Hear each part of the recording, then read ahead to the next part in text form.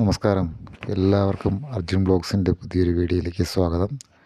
അപ്പോൾ നമ്മളിന്ന് പറയാൻ പോകുന്ന കാര്യം, നമ്മുടെ എല്ലാം വീടുകളിലൊക്കെ സാധാരണ തറകളിലും അതുപോലെ ഈ സിങ്ക് പാത്രങ്ങളിലൊക്കെ കറകൾ പിടിച്ചിരിക്കാറുണ്ട്.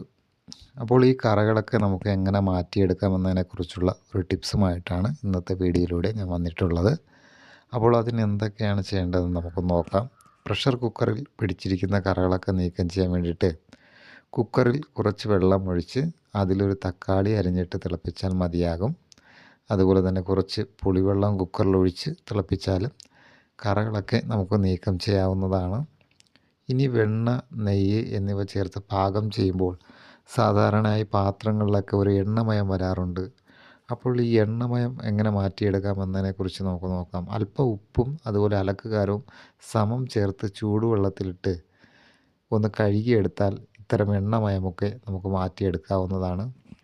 ഇനി ചായ കപ്പുകളിൽ തേയിലക്കറ മാറ്റാൻ വേണ്ടിയിട്ട് നമുക്ക് പൊടിയുപ്പ് കൊണ്ട് ഒന്ന് അമർത്തി തുടച്ചാൽ ഈ ചായക്കപ്പിലേക്ക് ഈ തേയിലക്കറയൊക്കെ മാറി കിട്ടുന്നതാണ്.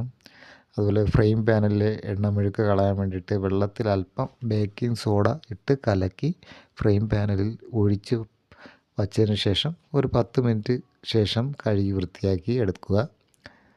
ഇനി കേക്ക് ബേക്ക് ചെയ്ത ശേഷം അവനിൽ പറ്റിപ്പിടിച്ചിരിക്കുന്ന എണ്ണമയമൊക്കെ മാറ്റാൻ നമുക്ക് എന്ത് ചെയ്യാൻ പറ്റും എന്ന് നോക്കാം. അവനിൽ അല്പം സോഡാപ്പൊടി വിതറി വെള്ളം കൊണ്ടൊന്ന് തേച്ച് കഴുകിയെടുക്കുകയാണെങ്കിൽ ഇത്തരം കറകളൊക്കെ എണ്ണമയമൊക്കെ മാറ്റിയെടുക്കാൻ സാധിക്കുന്നതാണ്. അതുപോലെ ഇസ്തിരിപ്പെട്ടിയുടെ അടിയിലും സാധാരണഗതിയിൽ കറകളൊക്കെ ഉണ്ടാകാറുണ്ട്. ഇത് മാറ്റുവാൻ വേണ്ടിയിട്ട് ഇസ്തിരിപ്പെട്ടി ചൂടാക്കിയ ശേഷം നമുക്കൊരു തുണിയിൽ അല്പം പൊടിയുപ്പ് വിതറിയ ശേഷം അതിന് മേലെ ഇസ്തിരി ഇട്ടൊന്ന് തേക്കുക. എങ്കിൽ ഇത്തരം കറകളൊക്കെ മാറിക്കിട്ടുന്നതാണ്. അതുപോലെ അലുമിനിയം പാത്രങ്ങളിൽ കരി പെട്ടെന്ന് കഴുകി മാറ്റാൻ വേണ്ടിയിട്ട് പാത്രം അടുപ്പത്ത് വയ്ക്കുന്നതിന് മുമ്പ് തന്നെ അതിൻ്റെ ചുവട്ടിൽ അല്പം കുമ്മായം ഒന്ന് പുരട്ടി കിടക്കുക. ഇങ്ങനെ ചെയ്യുകയാണെങ്കിൽ അലുമിനിയം പാത്രങ്ങളിലൊക്കെ കരി പെട്ടെന്ന് പിടിക്കാതെ നമുക്ക് സാധിക്കുന്നതാണ്. പച്ചക്കറിയുടെ കറയൊക്കെ കൈവിരലുകളിൽ ഒട്ടിപ്പിടിക്കുകയാണെങ്കിൽ നമുക്ക് കുറച്ച് അരിമാവെടുത്ത് കയ്യിലെടുത്ത് തേക്കുകയാണെങ്കിൽ ഇത്തരം കറകളൊക്കെ ഒഴിവാക്കാവുന്നതാണ്. അതുപോലെ നാരങ്ങ നീര് നമ്മുടെ സിമൻറ്റ് തറയിലൊക്കെ വീണാൽ കറുത്ത പാടുകളൊക്കെ ഉണ്ടാകാറുണ്ട്. അപ്പോൾ ഈ കറുത്ത പാടൊക്കെ ഉള്ളിടത്ത് എങ്ങനെ അത് മാറ്റിയെടുക്കാമെന്ന് നോക്കാം.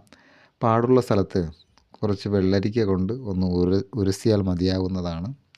അതുപോലെ മാർബിളിൽ പിടിച്ചിരിക്കുന്ന കറകളൊക്കെ നീക്കം ചെയ്യുന്നതിന് ഒരു നനഞ്ഞ തുണി ഉപ്പുപൊടിയിൽ മുക്കിയ ശേഷം ഒന്ന് അമർത്തി തുടക്കുകയാണെങ്കിൽ മാർബിളിലുള്ള ഈ കറകളൊക്കെ മാറ്റിയെടുക്കാവുന്നതാണ്.